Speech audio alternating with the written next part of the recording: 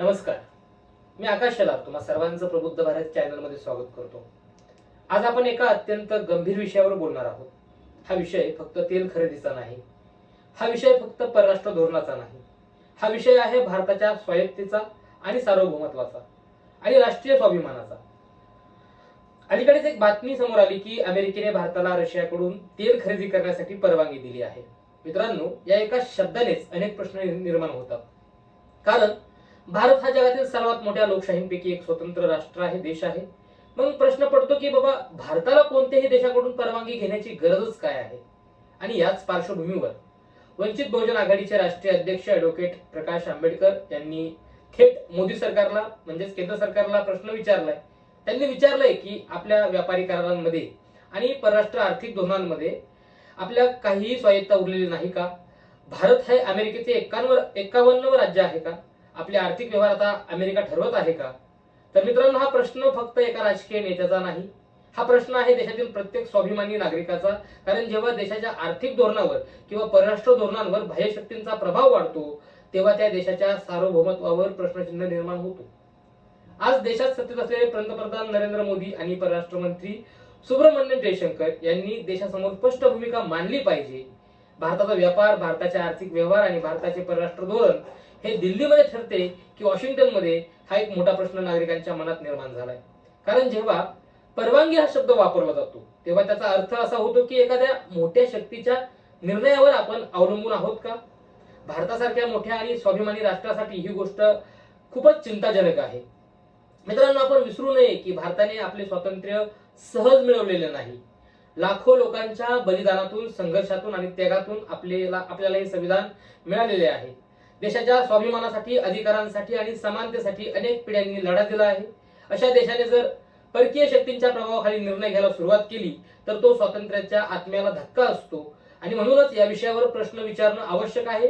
आणि हे प्रश्न विचारणं म्हणजे काय देशविरोधी भूमिका घेतोय असं नसतं, तर उलट लोकशाहीला जिवंत ठेवण्याची ही महत्वाची प्रतिक्रिया किंवा प्रक्रिया असते। इस्रायल-इराण युद्ध असेल किंवा रशिया-युक्रेन युद्धानंतर जगातील राजकारण आणि आर्थिक समीकरण मोठ्या प्रमाणावर बदललेली। अनेक देशांनी विविध निर्बंध लादलेले आहेत। प्रत्येक देश आपले राष्ट्रीय हित लक्षात घेऊन निर्णय घेतोय। भारतालाही आपले राष्ट्रीय हित महत्वाचे ठेवून निर्णय घ्यायला हवेत। जर भारताला स्वस्त दरात तेल मिळत असेल आणि त्यातून देशाच्या अर्थव्यवस्थेला फायदा होत असेल, तर तो निर्णय भारताने स्वतःच्या स्वायत्तेने घ्यायला हवा।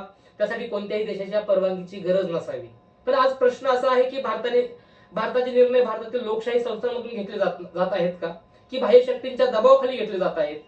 जर देशाच्या धोरणांवर बाह्य दबाव वाढत गेला तर त्याचा परिणाम भविष्यात आपल्या आर्थिक स्वातंत्र्यावर आणि राजकीय स्वायत्तेवर होऊ शकतो। आणि म्हणूनच या विषयावर देशातील नागरिकांनी जागरूक राहणं आवश्यक आहे।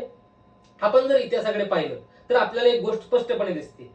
स्वातंत्र्यपूर्व काळात काही RSS सारख्या संघटना अशा होत्या की ज्या ब्रिटिश साम्राज्याच्या सत्तेसमोर निष्ठा पत्करलेली त्यांनी होती।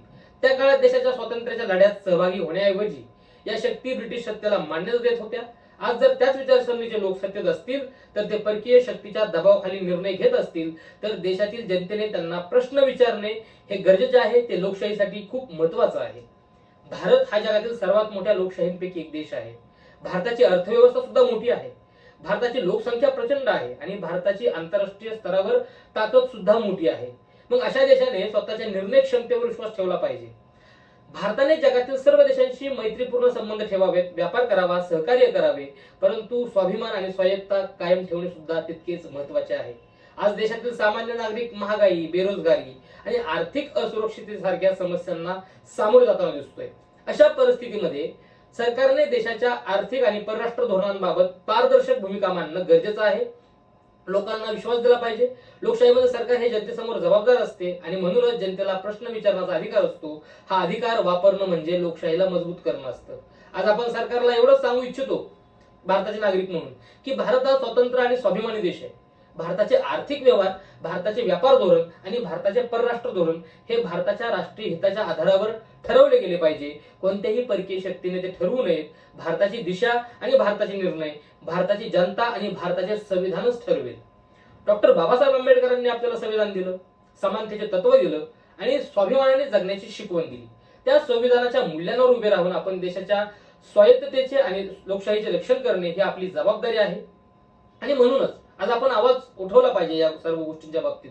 भारताचा निर्णय भारतानेच घेतला पाहिजे. भारताचा स्वाभिमान सर्वोच्च असला पाहिजे आणि देशाच्या सार्वभौमत्वाशी कुठलीही तडजोड भारतीय नागरिकांनी आणि भारताच्या राष्ट्रप्रेमी जपली पाहिजे. की डॉक्टर बाबासाहेब आंबेडकरांनी आपल्याला संविधान दिले, समानतेचे तत्व दिले आणि स्वाभिमानाने जगण्याची शिकवण दिली. त्या संविधानाच्या मूल्यांवर उभे राहून आपण देशाच्या स्वायत्ततेचे आणि लोकशाहीचे रक्षण करणे ही आपली जबाबदारी आहे. आणि म्हणूनच आज आपण या सर्व गोष्टींबाबत निर्णय घेतला गेला पाहिजे की भारताचे निर्णय भारतातच घेतले पाहिजेत. भारताचा स्वाभिमान सर्वोच्च असला पाहिजे हे सत्ताधाऱ्यांना विचारलं पाहिजे, कारण देशाच्या सार्वभौमत्वाशी कुठलीही तडजोड येथे होऊ नये. जय भीम, जय भारत, धन्यवाद.